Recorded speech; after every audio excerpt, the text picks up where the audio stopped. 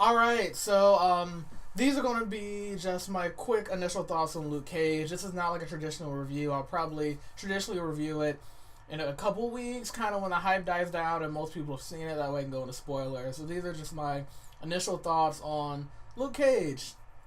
Um, it's a really awesome show, y'all. I mean, you often hear people talking about, we need more black superheroes of people of color in lead roles, and shows like this are what we're talking about. Because if you don't know, Luke Cage stars a black man who's bulletproof and he's a superhero. And the show, there's just so much I like about it. First of all, the casting is great. There's a lot of people of color. The music, a lot of old school hip hop is used to sort of set the tone and the mood for different scenes.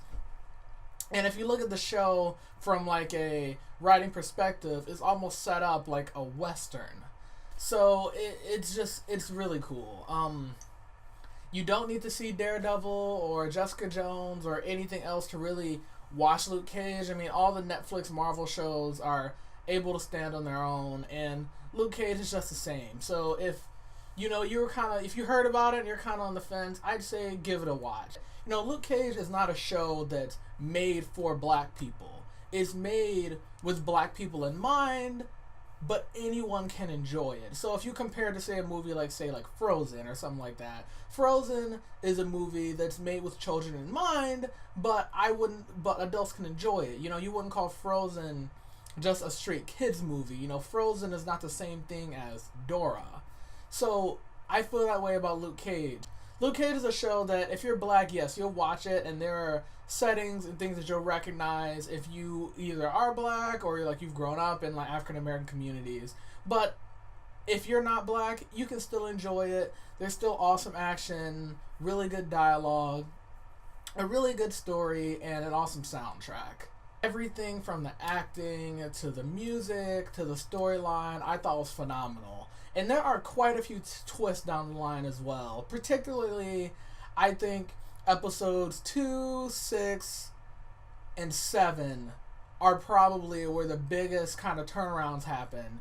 And the ending is going to leave you kind of upset, but in a good way. Today you often hear people talk about how they want more people of color in lead roles and people of color in superhero movies. Shows like this are exactly what we're talking about. So if you're one of those people who's been complaining and asking for more diversity and more stories and whatnot, you need to be watching Luke Cage. So go now. Go watch it right now.